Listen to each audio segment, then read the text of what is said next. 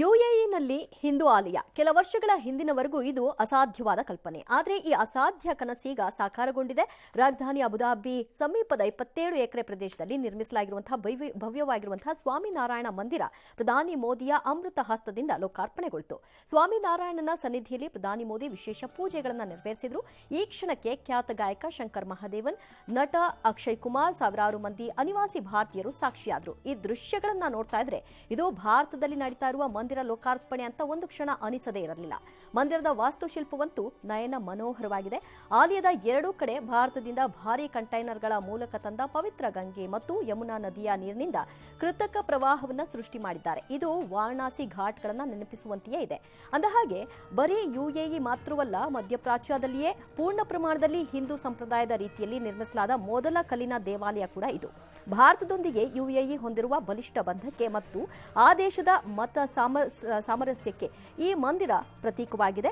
ಆದರೆ ಮಧ್ಯಪ್ರಾಚ್ಯದಲ್ಲಿ ಇದೇ ಮೊದಲ ಹಿಂದೂ ದೇಗುಲ ಅಲ್ಲ. ದುಬೈನಲ್ಲಿ 2 ದೇವಾಲಯ, ಒಂದು ಸಿಖ್ ಗುರುದ್ವಾರ ಇದೆ. ಆದರೆ ಇವು ಹಿಂದೂ ಮಂದಿರ ಶೈಲಿಯನ್ನ ಹೊಂದಿಲ್ಲ. ಅವು ನೋಡಲು ಎಲ್ಲ ವಿಲ್ಲಾ ಮಾದರಿಯಲ್ಲೇ ಇವೆ.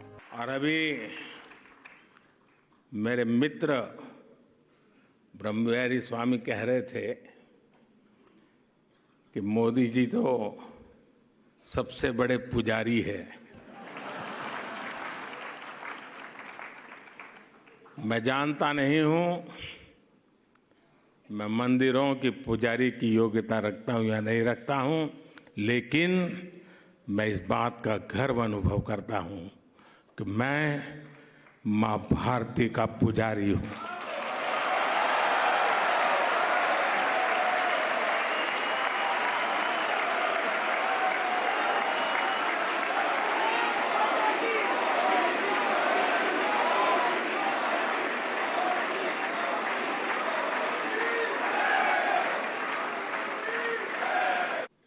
एक 140 करोड़ देशवासी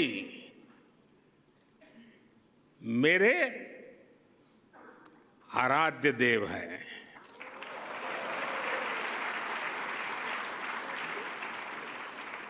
साथियों, अयोध्या के हमारे उस परम आनंद को आज अबू धाबी में मिली खुशी की लहर ने और बढ़ा दिया।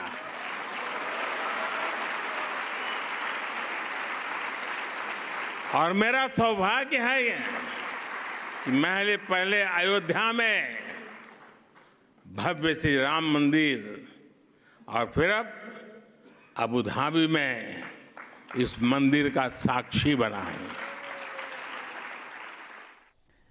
All right. ಅಲ್ಲಿ ಗಂಗೆ ಮತ್ತು ಯಮುನಾ ನದಿಯ ನೀರಿನಿಂದ ಕೃತಕ ಪ್ರವಾಹವನ್ನು ಮಾಡಿದ್ದಾರೆ. ಅದಕ್ಕೆ ಸರಸ್ವತಿ ನದಿಯನ್ನು ಒಂದು ರೀತಿ ಬರೀ ಸಂಕೇತ ರೂಪದಲ್ಲಿ, ಲೈಟ್ ಬೆಳಕಿನ ರೂಪದಲ್ಲಿ ಅದಕ್ಕೆ ಸೇರಿಸಿ ಅದನ್ನು ಅವರು ಸಂಗಮವೆಂದು ಕರೆದುಕೊಳ್ಳುತ್ತಾ ಇದ್ದಾರೆ. ಸರಸ್ವತಿ ನದಿಯೂ ಹಾಗೆ ತಾನೆ, ಹಾಗಾಗಿ ಕರೆದುಕೊಳ್ತಾ ಇದ್ದಾರೆ. ಇದು ಅತಿ ದೊಡ್ಡ ಕಾರ್ಯಕ್ರಮ. ಅಲ್ಲಿಯ ದೊರೆ ಕೂಡ ಅದರಲ್ಲಿ ಭಾಗಿಯಾಗಿದ್ದಾರೆ, ಕೆಲವು ಭಾಗಗಳಲ್ಲಿ ಭಾಗಿಯಾಗಿದ್ದಾರೆ. ಆಗ ಅವರು ಭಾಷಣ ಮಾಡಿದಾಗ ಇವರೆಲ್ಲ ಎದ್ದು ನಿಂತ್ಕೊಂಡು ಚಪ್ಪಾಳೆ ಹೊಡೆದು ಅವ್ರಿಗೆ ಗೌರವವನ್ನು ಸೂಚಿಸಿದ್ದಾರೆ. ಪ್ರಧಾನಿ ಮೋದಿ ಅವರಿಂದಾನೇ ಇದು ಸಾಧ್ಯವಾಯಿತು ಅಂತ ಹೇಳ್ಬೋದಲ್ಲ ಸರ್? ಅವರ ಆ ಕಲ್ಪನೆನೇ ಅಲ್ಲಿ ಅವರು ಪ್ರಸ್ತಾಪ ಮಾಡಿದ್ದೆ ಅದಕ್ಕಾಗಿ ಆಗಿದ್ದು ಅಂತ ಇರ್ಬೋದು. ಅವರ ಹೆಚ್ಚಿನ ಪ್ರಯತ್ನ ಇದಕ್ಕೆ ಸಹಕಾರಿಯಾಗಿರುತ್ತೆ ಅಂತ ಹೇಳ್ಬೋದು ಮೋದಿ.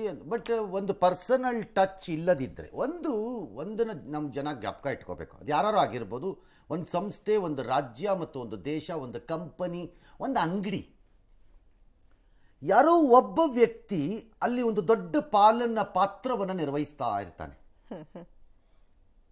ಆ ಒಬ್ಬ ವ್ಯಕ್ತಿಯ ಪಾತ್ರ ಇರುತ್ತೆ, ಅದಕ್ಕೆ ಅವ್ನು ತಿರುಗಿಸ್ತಾ ಇರ್ತಾನೆ ಎಲ್ಲಾನು. ಅದೆಲ್ಲ ಅಲ್ಲಿ ಸಕ್ಸಸ್ಗೆ ಬಂದ್ಬಿಡುತ್ತೆ. ಅದು ಕೆಲವೊಮ್ಮೆ ಆ ಒಬ್ಬ ವ್ಯಕ್ತಿಯಿಂದ ಸಕ್ಸಸ್ ಆಗದೆ ಕೆಟ್ಟದ್ದು ಆಗಿರ್ಬೋದೇನೋ, ಬಟ್ ಬಹಳ ಸರಿ ಅದು ಒಳ್ಳೇದೇ ಆಗ್ತಾ ಇರುತ್ತೆ. ಬಹಳ ಸಂಸ್ಥೆಗಳಲ್ಲಾಗತ್ತೆ. ಒಬ್ಬ ವ್ಯಕ್ತಿ he will be driving it. ಅದೊಂದು ಕಂಪನಿ ಇರ್ಬೋದು, ಒಂದು ಸರ್ಕಾರ, ಒಂದು ಯಾವುದೋ ಒಂದು ಸಂಸ್ಥೆ ಇರ್ಬೋದು, ಯಾವುದೋ ಒಂದು ಬಿಸ್ನೆಸ್ ಇರ್ಬೋದು, ಏನೋ ಇರ್ಬೋದು ಅದು. ಹಾಗಾಗಿ ಕೆಲವೊಮ್ಮೆ ಕೆಲ ವ್ಯಕ್ತಿಗಳ ಹೆಚ್ಚುವರಿ ಉತ್ಸಾಹ ಮತ್ತು ಆಸಕ್ತಿ ಮತ್ತು ಆ ಹಠ ಇರುತ್ತಲ್ಲ, ಅದು ಡ್ರೈವ್ ಮಾಡುತ್ತೆ. ಅದೇ ರೀತಿ ಮೋದಿಯವ್ರದ್ದು ಡ್ರೈವ್ ಆಗಿರುತ್ತೆ. ಎಸ್. ಬಿಜೆಪಿಯ ಮಾಜಿ ಮಂತ್ರಿ ಗೋಪಾಲಯ್ಯ ಕೊಲೆ ಬೆದರಿಕೆ ಹಾಕಿದ ಆರೋಪದ ಮೇಲೆ ಬಸವೇಶ್ವರ ನಗರದ ವಾರ್ಡ್ನ ಮಾಜಿ ಕಾರ್ಪೊರೇಟರ್ ಪದ್ಮರಾಜನ್ ಅವರ ವಿರುದ್ಧ ಬಂತು. ರಾತ್ರಿ ಅವರು ಕರೆ ಮಾಡಿದ್ರಂತೆ, ಹಣ ಕೊಡಬೇಕು, ಇಲ್ಲಿ ಕೊಂದು ಬಿಡ್ತೀನಿ ಅಂದ್ರಂತೆ. ಸರಿ ಗೋಪಾಲಯ್ಯ ಶಾಸಕರು ಹೋಗಿ ದೂರು ಕೊಟ್ಟರು, ಆಮೇಲೆ ಸ್ಪೀಕರ್ಗೂ ಕೊಟ್ಟರು, ಕೊನೆಗೆ ಪೊಲೀಸರು ಅವ್ರನ್ನ ಬಂಧಿಸಿದ್ರು, ಕೋರ್ಟ್ ಮುಂದೆ ಕರ್ಕೊಂಡು ಹೋದರು, ಕೋರ್ಟ್ ಅವ್ರಿಗೆ ಜಾಮೀನು ಕೊಡ್ತು.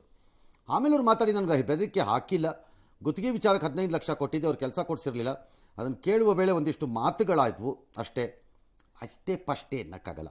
ಇದೇ ವೇಳೆ BBMP ಮೇಯರ್ ಮಾಡ್ತೀನಿ ಅಂತೇಳಿ ಅಶೋಕ್ ಅವ್ರು ನನ್ನ ಕೆಲವೊಂದು ಕೋಟಿ ತೊಗೊಂಡ್ಬಿಟ್ಟಿದ್ರು, ನಾನು ಕಾಂಗ್ರೆಸ್ ಸೇರಿದ ಮೇಲೆ ಅದ್ರ ವಸೂಲಿ ಮಾಡ್ಕೊಂಡ್ಬಿಟ್ಟಿದ್ದೀನಿ ಅಂತ ಡ್ಯಾಶ್ ಅಂತ ಅವರು ಹೇಳಿದ್ದಾರೆ. ನನ್ನ ಕುಟುಂಬದಿಂದ ಸಾಕಷ್ಟು ಅನುಕೂಲ ಅವ್ರ ಕುಟುಂಬಕ್ಕಾಗಿದೆ. ಅನೇಕ ರೀತಿಯ ಸಹಾಯಗಳು ನಮ್ಮ ಕುಟುಂಬದಿಂದ ಆಗಿದೆ. ರಾತ್ರಿ ಕುಡಿದು ಆ ದುರಾಂಕಾರದಿಂದ ಮಾತಾಡಿರ್ತಕ್ಕಂಥ ಪದಗಳನ್ನ ನಾನಿಲ್ಲಿ ಬಳಸೋಕ್ಕಾಗೋದಿಲ್ಲ. ದುಡ್ಡಿಗೆ ಒತ್ತಾಯ ಮಾಡ್ದೆ, ನನಗೆ ಹಣ ಬೇಕು ಅಂತ.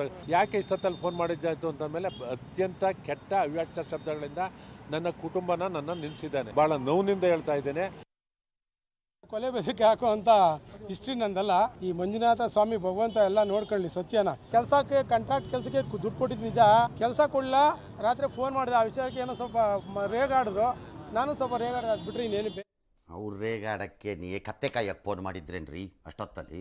ಕಾಮನ್ ಸೆನ್ಸ್ ಬೇಡವಾ? ಆಯಿತು, ಅದನ್ನು ಕೇಳಲೇಬೇಕು ಅಂದರೆ ಬೆಳಗ್ಗೆ ಹೊತ್ತಲ್ಲಿ ಕೇಳೋಕ್ಕಾಗಲ್ವಾ? ಯೋಗ್ಯತೆ ಇಲ್ವಾ? ಸ್ವಲ್ಪನೂ ಮಾನ ಮರ್ಯಾದೆ ಬೇಡವಾ? ಕಾರ್ಪೊರೇಟರ್ ಆಗಿದ್ದವ್ರಿಗೆ ಕನಿಷ್ಠ ಸೌಜನ್ಯಗಳು ಬೇಡವಾ? ದುಡ್ಡು ಕೊಟ್ಟಿದ್ದಾರೋ ಬಿಟ್ಟಿದ್ದಾರೋ ಪ್ರಶ್ನೆ ಬೇರೆ. ದುಡ್ಡು ಕೊಟ್ಬಿಟ್ಟು ಕೆಲಸ ಕೊಡಿಸ್ತೀನಿ ಅಂತ ಕೊಟ್ಟಿದ್ರು ಅಂತಂದರೆ ನೀವು ಯಾಕೆ ಕೊಡಕ್ಕೆ ಹೋದ್ರಿ?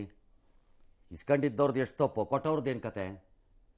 ಎಲ್ಲ ನಿಮಗೆ ಬೇಕಾದಾಗ ಮಾಡಿಸ್ಕೊತಾ ಇರ್ತಾರೆ, ಆಗದೆ ಇದ್ದಾಗ ತಿರ್ಗಿ ಬಿದ್ದಿಂಗ್ ಮಾತಾಡಿ. ಈಗ ಅದು ಯಾವುದೋ 1 ಕೋಟಿ ರೂಪಾಯಿ ಮೇಯರ್ ಇದು ಅಂತ ಏನು, how do you proceed further? ಇದರಲ್ಲಿ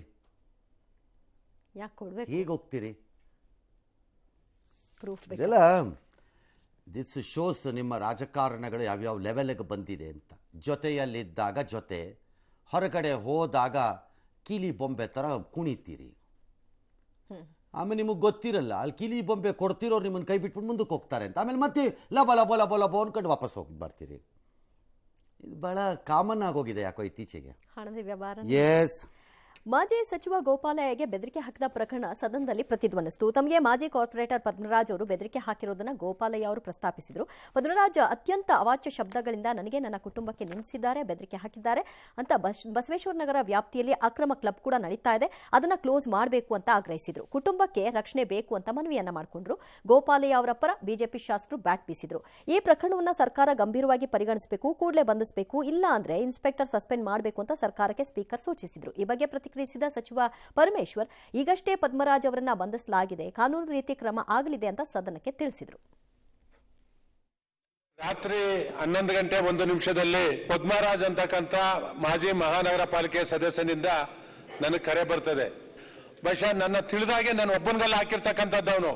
ಅನೇಕ ಜನ ಮಾಜಿ ಸಚಿವರಿಗೆ, ಶಾಸಕರಿಗೆ ಆಗಿರ್ತಕ್ಕಂಥದ್ದು ನನ್ನ ಗಮನಕ್ಕೆ ಬಂದಿದೆ. ಅವನ್ನ ಗಡಿಪಾರು ಮಾಡಬೇಕು ಅಂತಕ್ಕಂಥ ನಾನು ಒತ್ತಾಯನ ಪಡ್ತಾನೆ. ಸರ್ಕಾರಕ್ಕೂ ಕೆಟ್ಟ ಹೆಸರು ಬರುತ್ತೆ, ಅವನ ಮೇಲೆ ಸೂಕ್ತವಾದ ಕ್ರಮವನ್ನು ವಹಿಸಬೇಕು, ಮತ್ತೆ ನನ್ನ ಕುಟುಂಬಕ್ಕೆ ಸೂಕ್ತ ರಕ್ಷಣೆ. ಶಾಸಕರ ಮೇಲೆ ಈ ರೀತಿ ಅವರು ಫೋನ್ ಮಾಡಿ ಅದಕ್ಕೂ ಸತತ ಒಂದು ಅಲ್ಲ 2-3 ಜನರಿಗೆ ಇದು ಬೆದರಿಕೆ ಆಗ್ತದೆ ಅಂತ ಹೇಳಿದ್ರೆ ಅವ್ರಿಗೇನೋ ಒಂದು ಎಕ್ಸ್ಟ್ರಾ ಧೈರ್ಯ ಇರಬೇಕು.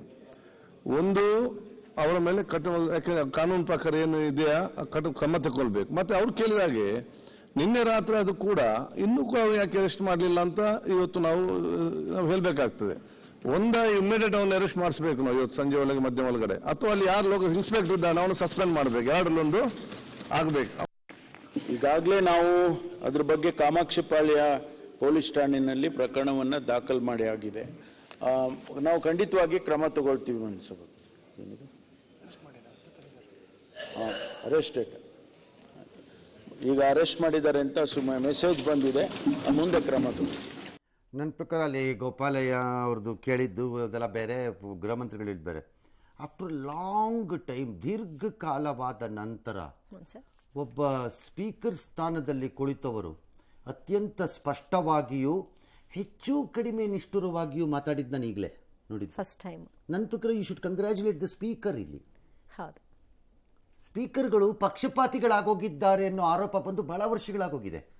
ಆ ಮಾತುಗಳು ಅವಾಗ ಸರ್ಕಾರಕ್ಕೆ ತಲೆಬಾಗಿ ನಡೆಯುತ್ತಾರೆ ಎಂಬಂತಹ ಅಪವಾದ ಬಂದು ಬಹಳ ವರ್ಷ ಆಗೋಗಿದೆ. ಪಕ್ಷ ಇಲ್ಲದಿದ್ದರೂ ಪಕ್ಷದ ಅಡಿಯಾಳಾಗಿ ಕರ್ತವ್ಯ ನಿರ್ವಹಿಸುತ್ತಾರೆ ಅನ್ನುವಂತಹ ಅನುಮಾನಗಳು ನಮ್ಮಲ್ಲೂ ಹುಟ್ಟಿವೆ. ಆದರೂ ಸ್ಪೀಕರ್ ಈ ವಿಚಾರದಲ್ಲಿ ಅಷ್ಟು ಬಹಳ ಸ್ಪಷ್ಟವಾಗಿ ಅದನ್ನು ಹೇಳಿದ್ರು. Well done. Actually speaker is good ಅಂದರೆ ಈ ವಿಚಾರ.